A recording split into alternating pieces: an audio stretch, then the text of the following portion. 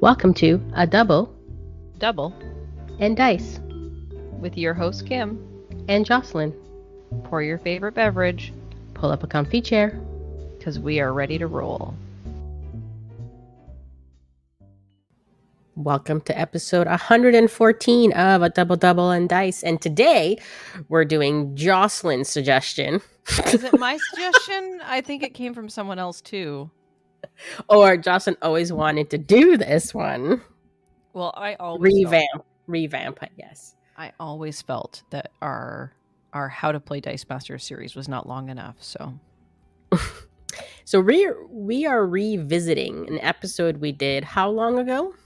80 episodes ago.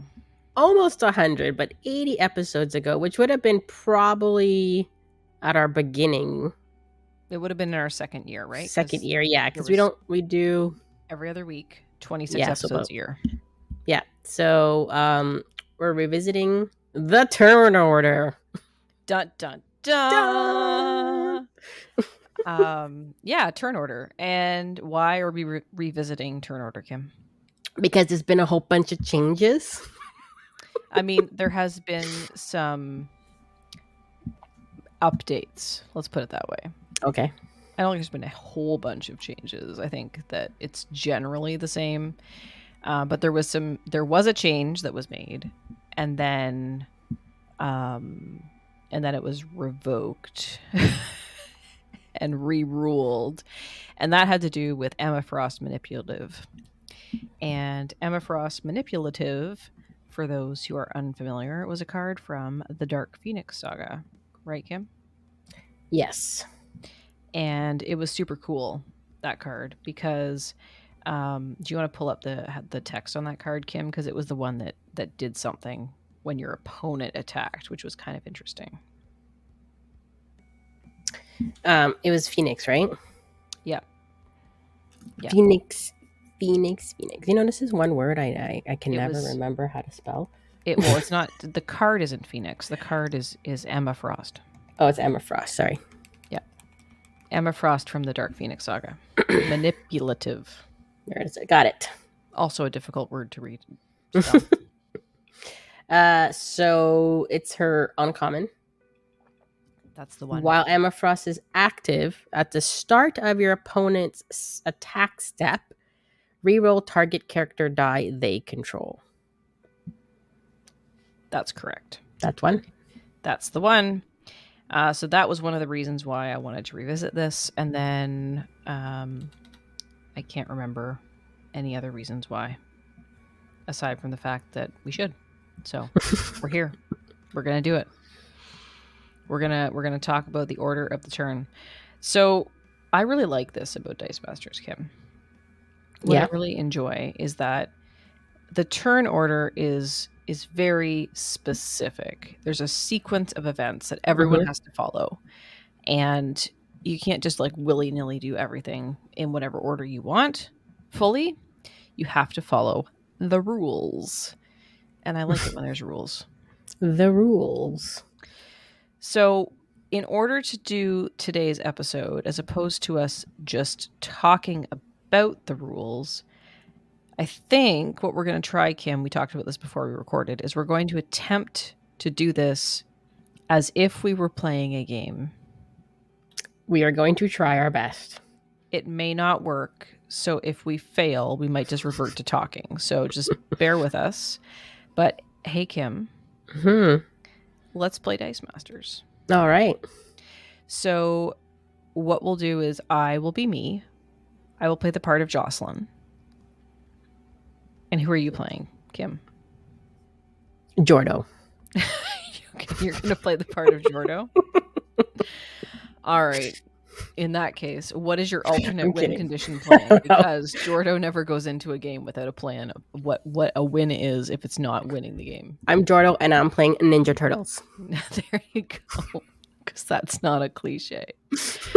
All right. So Kim will be playing the part of Jordo tonight, as Jocelyn and Jordo, the double J's, are going to talk about turn order. There you go. The double J's. So when you play Dice Masters, we talked about there's a sequence, there's a turn order sequence. We have to follow that sequence. So, there's a bunch of things you do before that, like determining first player, and if you're in a competition, you're filling out your team sheet and whatever. We're not talking about any of that stuff today. We're just talking about the back and forth and the importance of the sequence. So, Jordo. Yes. That is a terrible Jordo voice. I didn't even really talk. I don't even know how to do Jordo's voice. I don't know how to do Jordo's voice either. So we take alternating turns. So I have a turn, and then Jordo will have a turn. But on each of our turns, our opponent will get a chance to do some things. And there's certain cards and effects that happen in a certain sequence, which is why we're talking about this. So I am going to say that I won the roll-off because I'm me and I'm not Jordo. Cheater. So we rolled off. We could really actually roll. Do you have sidekicks with you? I don't have sidekicks handy. I am not in my sidekick room. Okay. So let's just say that I won the roll-off, Kim. Okay, fine. You can go first. Sorry, Jordo. Yes. So I'm going to go first, and when I am taking my turn, I'm considered the active player, and Jordo, I don't know how long I can keep this up. Jordo is the inactive player. Let's see. Okay, so I'm going first. I'm the active player, and we're going to go through the steps. So the first step is called clear and draw. Okay. So active player, clear and draw. So I'm going to clear any dice in my reserve pool and move them to the use pile. What dice could be in my reserve pool, Jordo? I don't know, energy leftover dice. Exactly. That would be the only thing that could be in there is energy leftover dice that I didn't spend. So Yes. if I have any dice in my reserve pool at the beginning of my turn, I have the clear and draw step, and I'm going to clear those energy over to my use pile. Okay. Mm-hmm. Then I am the active player, so I'm now going to draw 4 dice from my bag and place them into my prep area. Once I've done that, I will then roll those dice along with anything in my... Sorry, we're still in the clear and draw step. So the clear and draw is I draw the dice from my bag. I have 4 dice. I place them in my prep area with any other dice that are in my prep area. If I don't have enough dice in my bag, I have to refill it from my use pile, which is why it's important that you clear first and then draw. Right? Right.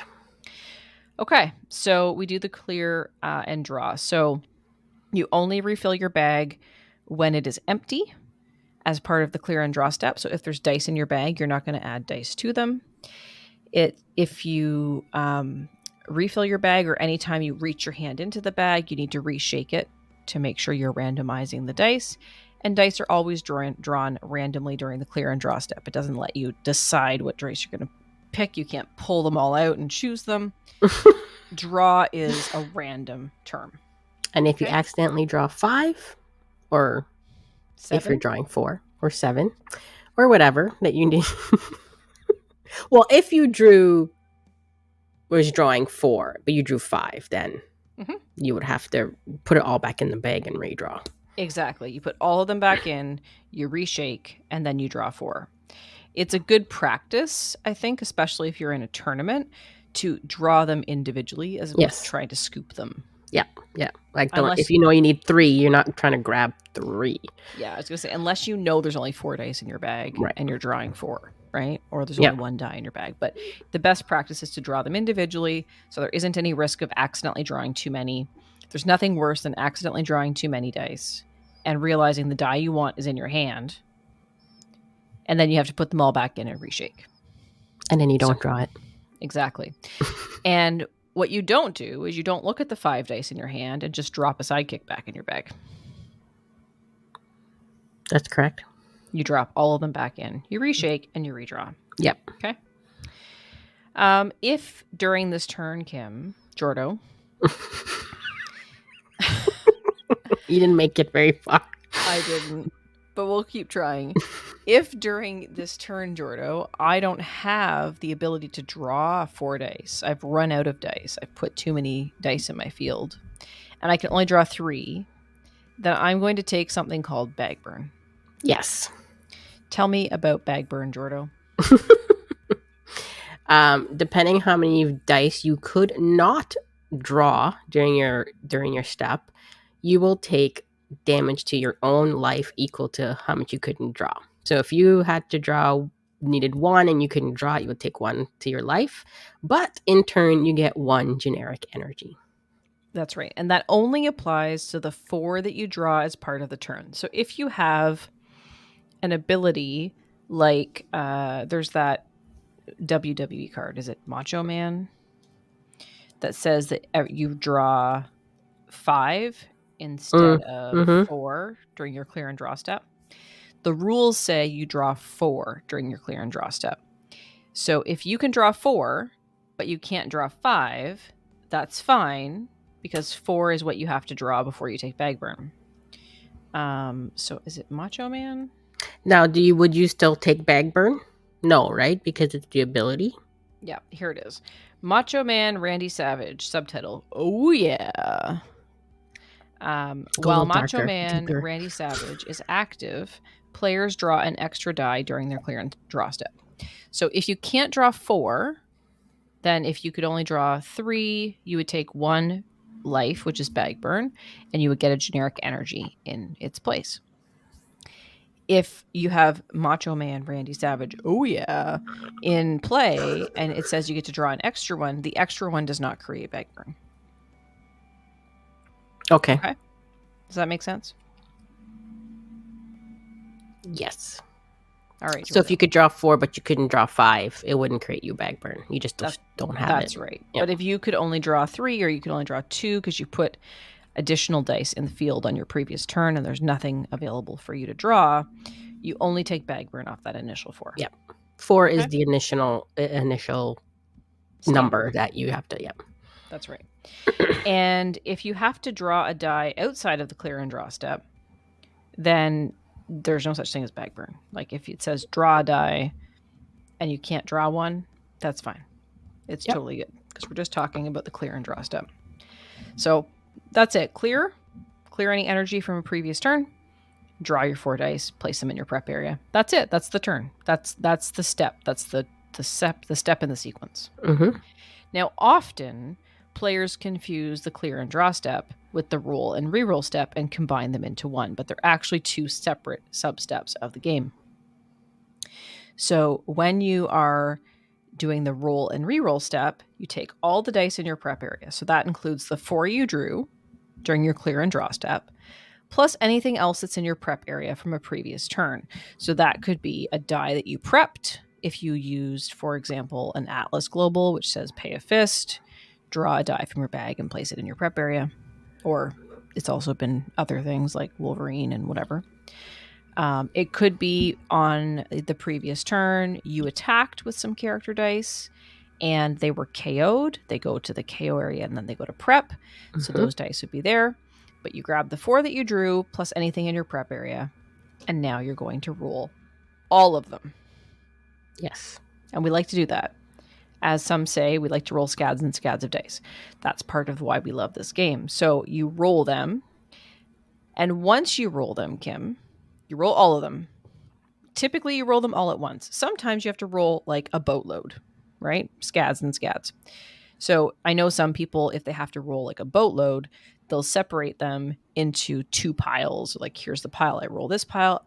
Then you roll the second pile so that everything's been rolled once. I've never seen anybody do that. Oh, Rob's done. Do you do that? Sometimes, if there's too many. I know when I was playing with Rob and he had a lot of dice, sometimes, because he often uses a dice tower to roll his dice, you can't fit them all in if you've got a lot, if you've done a lot of prepping and things like that. So in that case, he would roll multiples. But what you do is you have to roll every die once, and then what do you do, Kim? Jordo, Kim. JK. Then you would. I'm sorry, where were we? Okay, so we So rolled you've a rolled your one. dice once. Yes, so then you would determine what you would like to keep. Anything that's rolled and face up, you determine if you want to keep those energies, or if something rolled a character face, you decide what you want to keep and kind of like put them to the side. That's right. And then you roll anything that you don't want to keep. You get a chance to re-roll them. Yeah. Okay.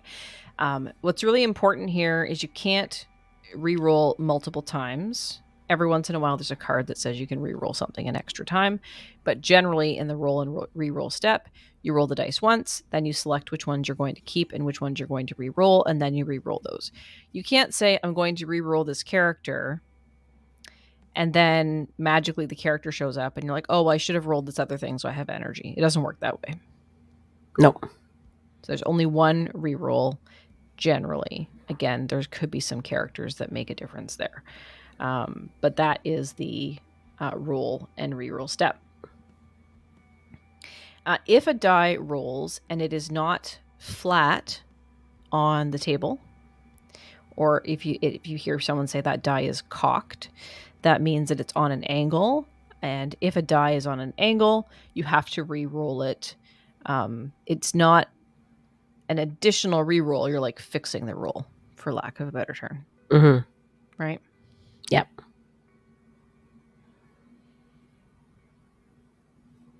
So it's actually a rule for this in the comprehensive rule book, section 2.4.9. If a die falls off the table when you are rolling, if a die lands on top of or beside something so that it is crooked or cocked, pick it up and roll it again. So what happens if you're playing over the camera and it rolls off your camera? I think best practice in that particular case is to roll the die, like re-roll the die in front of the camera. But you would have to determine with your opponent what the rule is going to be. Or if you're running a tournament, like dmNorthTV does sometimes, we would want to determine what the rule is if the die rolls off the camera in advance as part of the tournament rules. Because there is a level of trust when you're playing online. But it is a game where we have all the information visible to us. So, I don't think has it ever come up in any of the tournaments, Kim? No, I've never had any. Well, long time ago, there was some sketch going on. A galaxy far away. So, but not really. It doesn't have, it's so rare. But I mean, it can be determined, or I guess if it's not, I mean, you and your opponent can decide that too. That's right. So you've got your clear and draw step, your roll and re-roll step. You've rolled your dice, Jordo. I guess I've rolled my dice. It's you, active player. So I've rolled my dice, I've re-rolled my dice, and now whatever I have here, I'm left with. Again, every once in a while, there's a character or a card ability that lets you do something in additional time, but those are extra abilities that are not part of the turn sequence. So once you complete your roll and re-roll step, you're going to move into step number 3, which is called the main step. Within the main step, there are 4 things that the active player can do, and 1 thing that the inactive player can do. So I can do Jordo. 4 different things. And Jordo, the inactive player, can do 1 thing. And when Jordo gets to do that 1 thing, I get to make that decision. So I, as the active player, Jocelyn, me, active player, number 1, #the best. I can purchase dice using the energy that I've rolled. I can field character dice, again, using the energy that I've rolled and the characters that I've rolled to pay the energy cost for the fielding. I can use action dice. So if I've rolled an action die on a burst face, I can use action dice. And then I can also use global abilities. As the active player, I can do any of these things in any order as many times as I like to, as long as I can pay for them. Right. So if I have 20 dice I hopefully will never have 20 dice. But if I had 20 dice in my reserve pool and 15 of them were energy, and I had globals that could be used multiple times or whatever, I could do 15 globals if I wanted to, because I have 15 energy to pay for them if there was single energy globals. So anyway, I get to do those things in any order. Now, there is a section in the main step where I have to do what's called passing priority. And that goes to the inactive player. So let's go through, before I do Jordo and pass you priority, let's talk about each of the things I can do. So we talked about purchasing dice. So if I have energy, I can purchase any combination of dice, either from the basic action cards as well as the cards from my team. And I have to pay its energy cost. Most characters have a energy type, so which would be a mask, a fist, a bolt, or a shield. And I have to have at least one of my energies have to match that in order to purchase it, unless I have a question mark, because a question mark can be spent as any type of energy. Yep, you're wild. That's right. So I can purchase dice. I can field character dice. So character dice would be sidekick. So if I rolled a sidekick on a character face, that becomes a sidekick character die, and I can field that. If I have a character that I've purchased and I roll that on the character face, then I can field the character. And when you're fielding your character dice, you want to also take into consideration their when fielded effects and while active effects to determine what the best order is to put them in the field. Mm-hmm. If a character has a fielding cost, which is on the top left of their character die image, then you have to pay that cost with the energy that you have in your reserve pool in order to put that character in the field. So again, when you're deciding what to roll and re-roll in the step number 2, you want to make sure you're keeping that in mind. Then we have use action dice abilities. Again, I could do this before or after. These can be done in any order. I'm just using the order in the rule book to have this conversation. So if I roll an action die on a burst face, I'm going to say I rolled investigation. Investigation is a 3-cost basic action. It's very popular because when you roll it on the action face, it says draw 2 dice and roll them. So it gives you the option to get more energy, more characters, and churn through your bag. I could do that before I do anything else because I want to see what 2 dice I get and what I roll them on to make my decisions. Right? Mm-hmm. So I can do that. And then we go to global abilities. Jordo. Yes. What is a global ability? Global abilities are on your cards, on your team, or on basic actions, or even on your opponent's team. Mm-hmm. Usually they're red. They've changed it to some purpley blue color. It's at I think it was in Superman. Superman, yep, that's it. I think those are the only 2 colors they used, right? To be specific. Yes. Sorry? Yep. Superman Kryptonite Crisis. Yep. And as long as you have the energy, either if you're the opponent, it's in your reserve, or obviously if you're the active player, you can use the abilities. Majority of them can be done on your turn. Like, you could do them as many times as you want, as long as you could pay for it. Some of them could happen after the fact, but we'll get into that. Mm-hmm. But yeah, so you just, as long as you could pay the cost, you can use a global ability. That's right. There are some global abilities that have stipulations, mm-hmm. such as once per turn or only on your turn. Those ones you have to respect the stipulations. Yep. There are also character and card abilities that say whenever you could use a global ability, you can initiate that particular effect in the global window. There are 2 global windows. We're talking about the one in the main step right now. And then there is another one we're going to talk about later in the attack step as a sub-step of the attack step. So with global abilities, as the active player, I can do as many things as I want. But at some point, before we move on to the next step, I have to say, Jordo, I'm passing you priority. I accept your priority. And I raise you. No, that's not.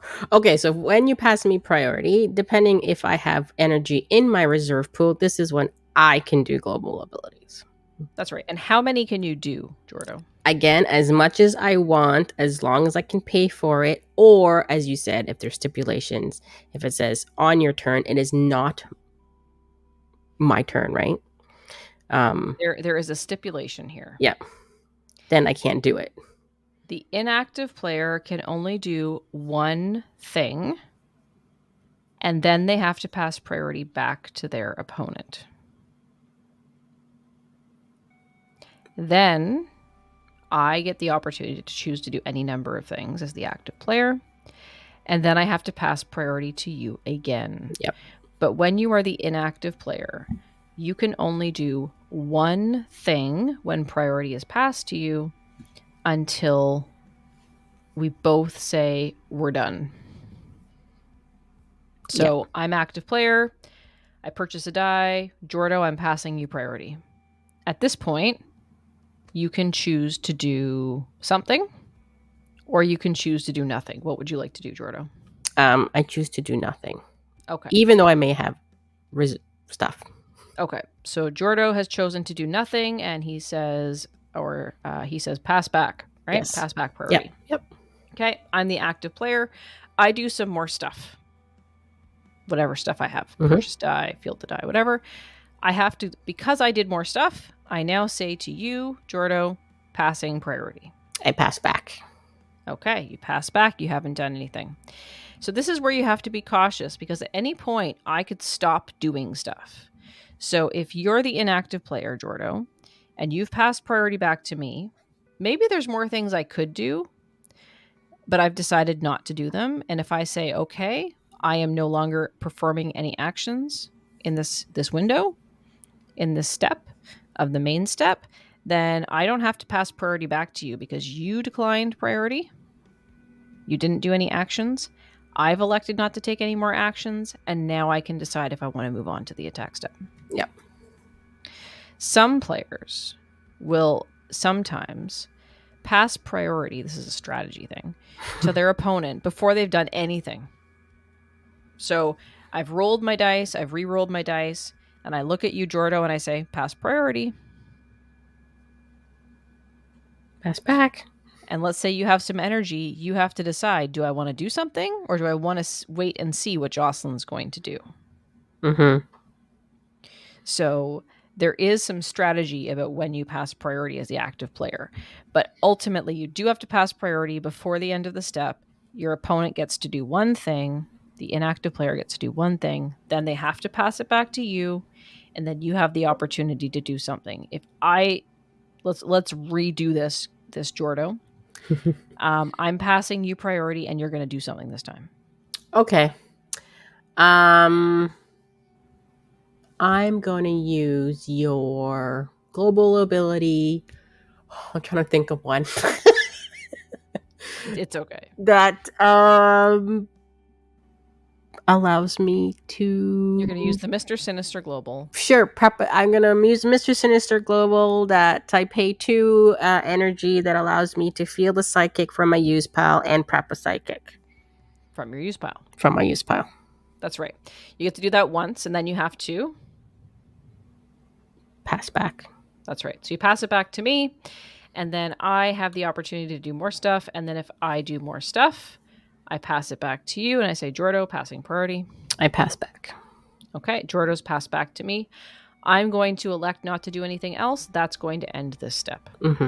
You've passed. I've passed. The step ends. Okay, so at the end of the main step, there are certain things the active player has to do. I have to take any character dice I didn't field. Why wouldn't I field a character die? Maybe I didn't have enough energy to field it.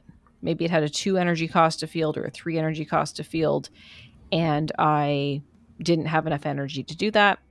Maybe I just decided I didn't want it. Maybe there's a specific reason I didn't want that die. Maybe I re-rolled it and I was hoping for energy and I got a character face. I don't want to put that character in the field. Maybe it's not time in my game to do that. Maybe I made a mistake when I purchased it and I didn't want it in the first place. Who knows? If there's a character die in my field on a character face, I have to move that to my use pile. It goes directly to my use pile. It does not go out of play in this particular instance. Mm-hmm. If I have generic or virtual energy, such as bag burn energy, I'll lose it here. When we did episode number 34 and we talked about turn order, you losed. I speak English sometimes, not great. So you used to lose your generic or unspent, not your generic, your unspent virtual energy. A virtual energy would be like an energy you get from bag burn as soon as you passed priority the first time.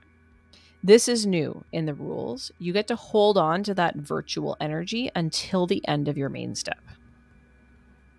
So that is a change to turn order.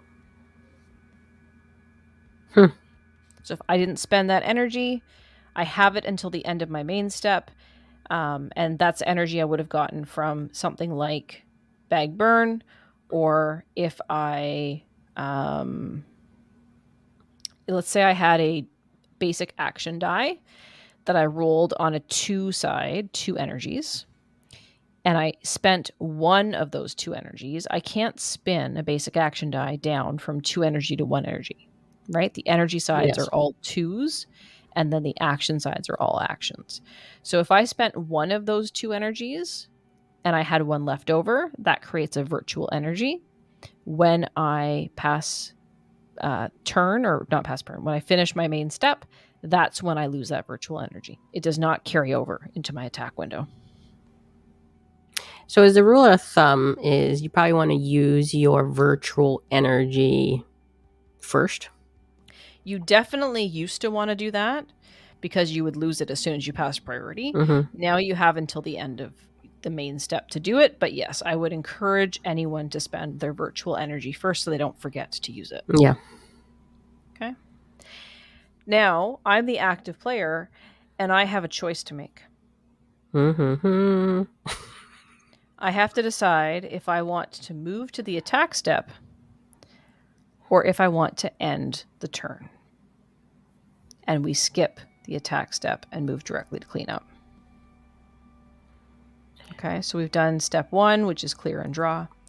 We've done step 2, which is roll and reroll. We've done step 3, which is the main step.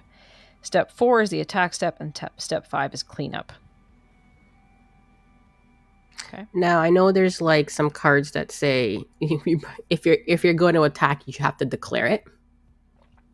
Yes. Because there's some cards that say at the start of your attack step, or during your attack step is like when you attack.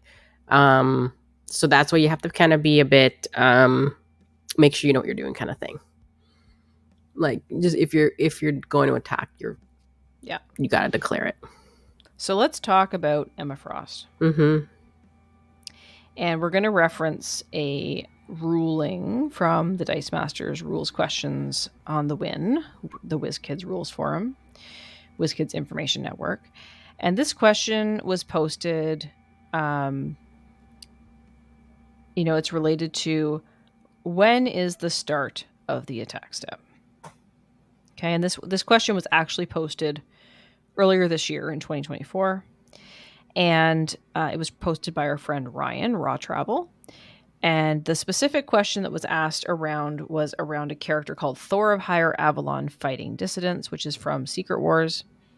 And it reads, while Thor of Higher Avalon is active, at the start of your opponent's attack step, deal 2 damage for each team affiliation in their field zone, divided any way you choose among their characters.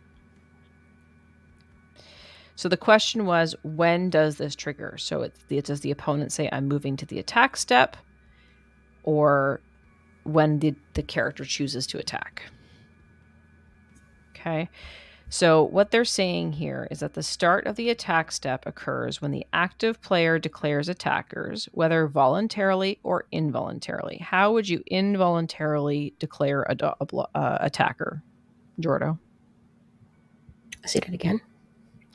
When would you have to involuntarily declare an attacker? Is that when if my opponent forces me to attack? Exactly. Using a global ability? Or alternatively, if there's a character ability in play that says, all characters Must attack. Yeah. Such as, I think there's a toad that does that. I think a Gorilla Grodd does that too. Probably. There's a couple of things that do it. So the start of the attack step occurs when the active player declares attackers, whenever voluntarily or involuntarily. Thor, in this case, his ability would be resolved in the window between the declaring of these attackers and the initiation of any when attacks or when assigned to attack abilities. So in this case, Thor could, in theory, KO an attacker before that attacker can initiate these abilities, but not before all attackers have been declared. So essentially, this is almost like a sub-step of the when attack step. Are you with me? Okay. So, attack step. I'm moving to the attack step. Yep. I'm going to declare attackers. And then in this case, when you have something like Thor or alternatively Emma Frost, you would bring in sort of a sub-step of this attack step. So if I have a card that says, when, what did Emma say? What was the wording? While Emma Frost is active at the start of your opponent's attack step, reroll target character die they control. So we move to the attack step, and then I get to choose one of your dice to reroll before you even have the opportunity to declare attackers, as long as you've said you're going to move to the attack step. Or you are forced to move to the attack step because there is a force attack in play. I hope we're making sense. And you would have forced me, or I would have forced you to attack during that global ability. That's right. So if you were the player, Jordo, playing Emma Frost, you want me to attack. As the active player, I don't have to attack. I can skip this whole step if I want to. If I choose to skip the step, then your Emma Frost is not going to trigger. That's correct. Yeah. Because there's no attack step. Yep. So it would be to your benefit, if you're playing Emma Frost, to include something on your team that would force me to have to attack. And then what would happen is you would get to declare which of my character dice is being re-rolled before I actually move to attacking. So you could say, well, I'm pretty sure that Jocelyn's going to attack with that big fancy Gorilla Grodd.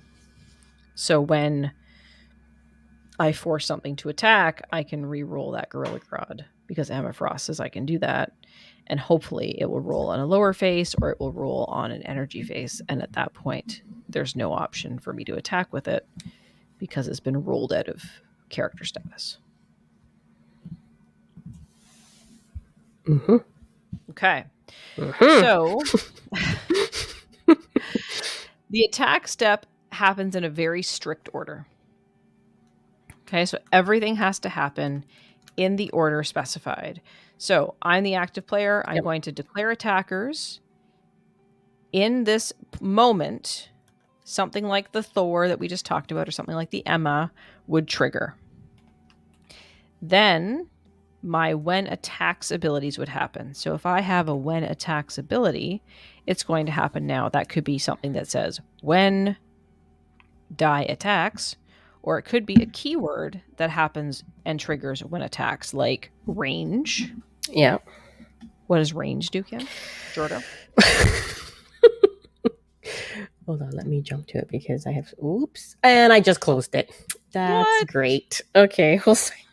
So range was an ability that was introduced in the Warhammer set. Yes. And it was also used in the Superman Kryptonite Crisis set. And it has a number attached to it. Range 1, range 2, range 3. And do you have it? I'm ready now. Okay. Range X, as they call it. X will be the number that's written on the value. When one or more of your character dice with range attacks, each active character die with range, that's your side and my side. so active player and inactive player, simultaneously deal damage equal to its range value, depending on the card. If it says one or two, 3. I don't know if there's any 3. To target opposing character die. Each character die with range may choose a different target, and the defending player still resolves their range damage even if the range die was KO'd by the active player's range damage. All range damage is dealt simultaneously. The active player chooses their targets and resolves the damage, immediately followed by the inactive player choosing their targets and resolving damage. Okay. Woo. So that's range. Another example of something that would happen when attacks would be breath weapon. Mm-hmm. So breath weapon X. Yes. Where X is the number of energy. So when a character dies with breath weapon X attacks, you may pay X energy, depending on if it's breath weapon 1 or 2 or 3. Deal X damage to your opponent and all of your character dice. You may use multiple breath weapons in a turn, but only 1 per character. So if you had like 2 gold dragons attacking, you can only use it on 1. Unless you had a gold dragon and a blue dragon. I don't know. Exactly. Then you can use both range, as long as you have the energy to do it. Mm-hmm. And it goes to your life, the opponent's life, and all their characters. Yep. So those are some examples of when attacks effects that are keyworded, which means they all work in the same way. There are also other when attacks effects that are just part of character cards. And as the active player, one thing that I get to do is I get to choose the order of all of my effects. The one thing that I do have to make note of is that I can't interrupt each of the effects. So if I have a character with range, and I have a character with breath weapon, and I have a character with a when attacks ability, I can choose which order those trigger in. So for example, I could choose to use my hashtag We Are Spider-Man Forever, Spider-Man Public Menace, to take one of your dice, because it's a when attacks effect. Does when attacks spin target character die to an energy face of your choice. So I could choose to do that first to remove something, and then I could trigger my range. What I can't do is I can't trigger my range on one of my characters and then spin something out with Spider-Man and then finish range. So everything has to be completed before you move on to the next thing. So I choose the order, but once the order has been chosen, I have to complete everything as part of that. So if I have to complete all of my range, I have to complete all of my breath weapon before I move to my spinning down of a die. Yep. Okay. So we've declared attackers and we've handled the when attacks effects. Now we're going to move to the next window, which is the declaring blockers phase. That would be me. Yeah. Because I can't block my own people. Nope. So yes, the opponent would decide whom they want to, which characters they want to block.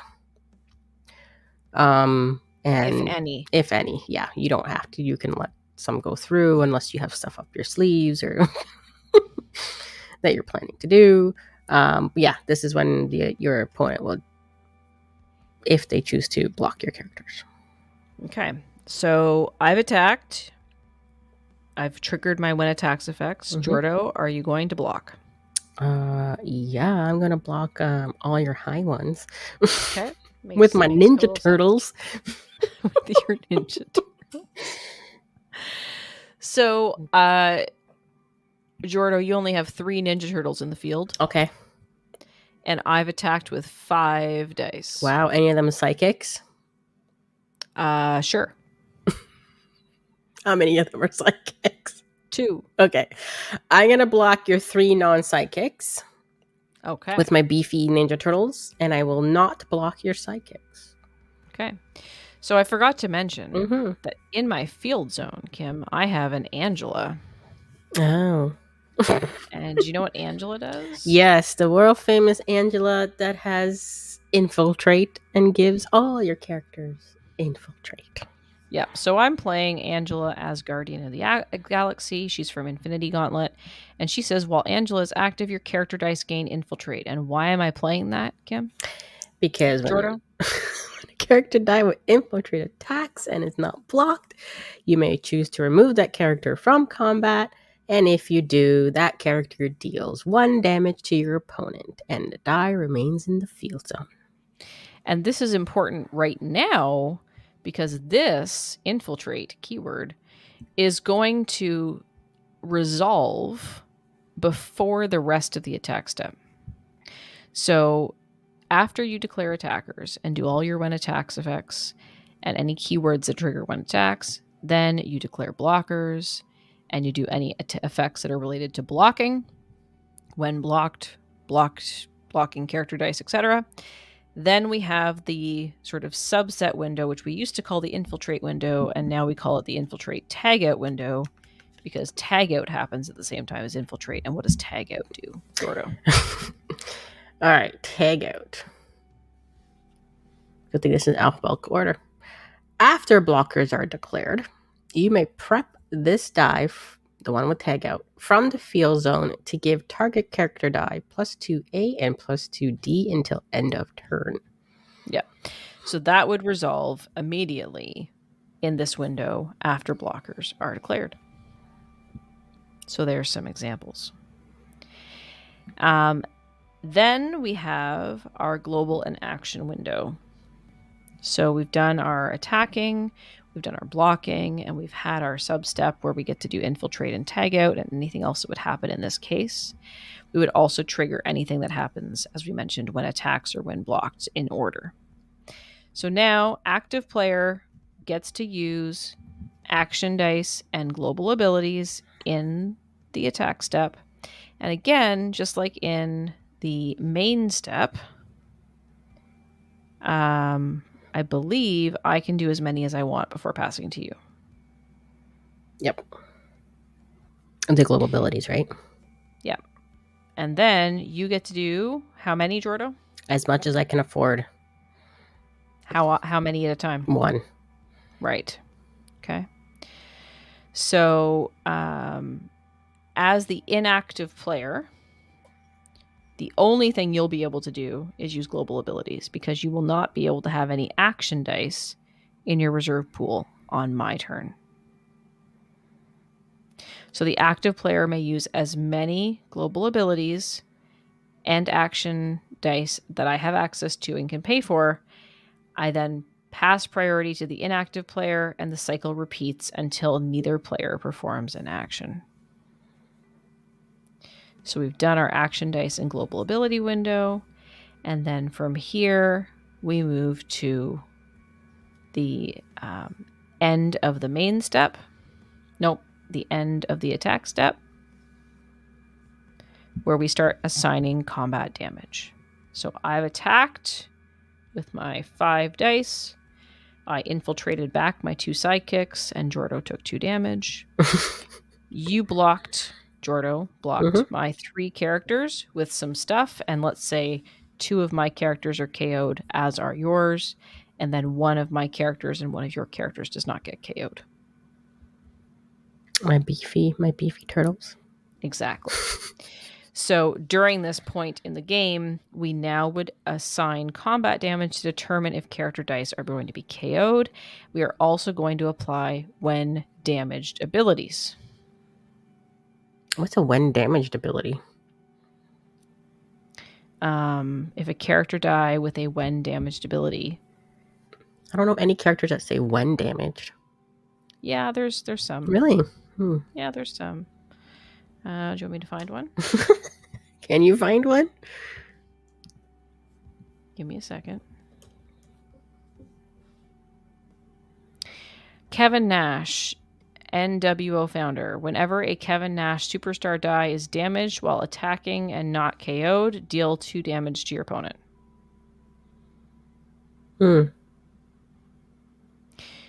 When Sunspot is damaged, corrupt 2. Oh, yeah. I like corrupt. So these are when damaged effects. Yep. Okay. This also reminds me we forgot to talk about Spark. So we'll come back Spark. to that. I know.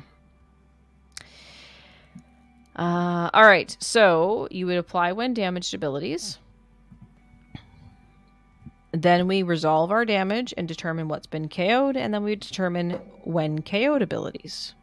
So these all have to happen in this order. Okay. Dice that, how do I say this? Each attacker that is unblocked will assign their combat damage equal to its attack value directly to the inactive player, and that attacking die will move out of play before any other abilities resolve. So again, with the combat damage step here, you have to deal with the unblocked dice first, and then you move to the other things like the when damaged and the when KO'd. Mm-hmm. Yes? Mm-hmm. Okay, so we do that, when damaged, when KO'd.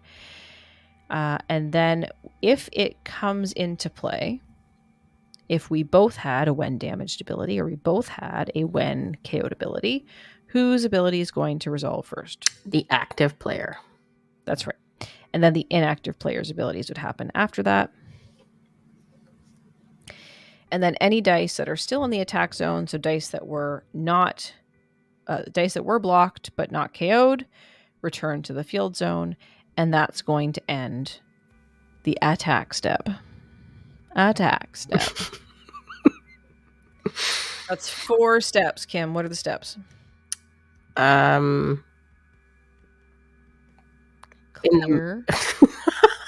Oh, you want the whole thing. Oh, yeah. Right. Yes. Clear and draw. Mm-hmm. Roll and reroll. Mm-hmm. Your main step. Mm-hmm. Your attack step. What's left?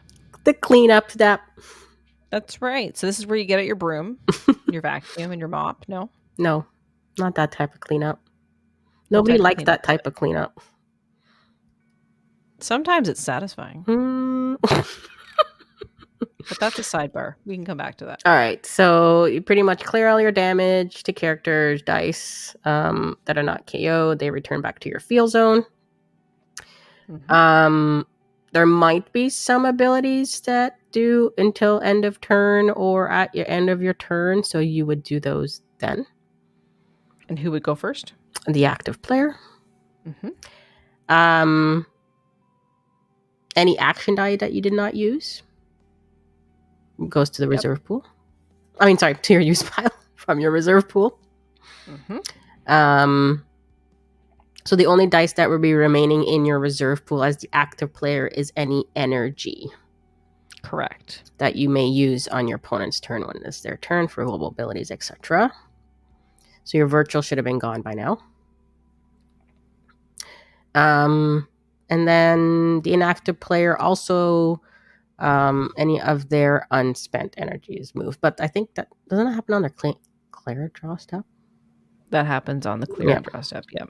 Since yours happens on their turn. Interesting. Yeah, it's actually that's an error. Look at that. We found an error. Mm-hmm. I guess it doesn't matter. It happens anyways, right? So.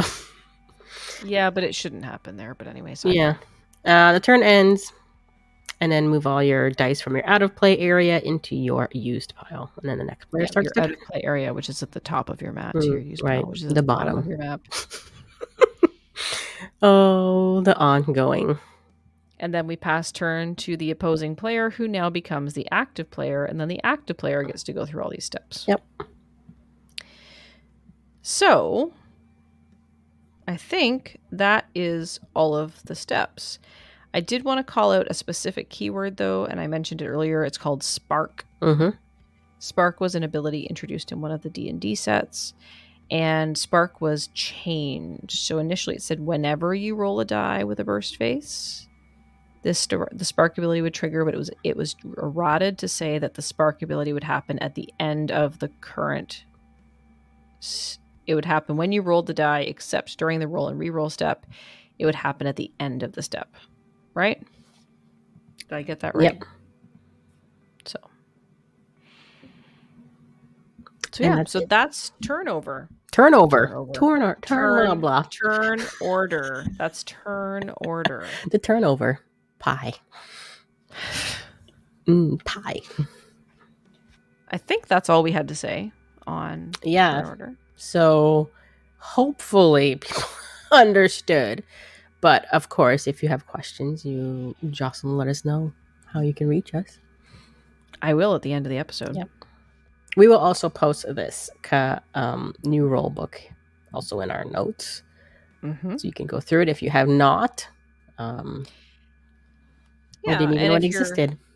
If you're interested in some of the nuances of these effects, like when attacks, when damaged, when KO'd, you can head over to rollandthunder.xyz, no apostrophe, no G, and click on the team builder link, and you could type into the search box a field like KO or damage, and you could read some of the abilities. Cool. So yeah, so the big changes to turn order are when virtual energy disappears, right? So if you have virtual generic energy, it doesn't disappear until the end of your main step, whereas it used to change as soon as you pass priority. And then we have a couple of new substeps like infiltrate and tag out.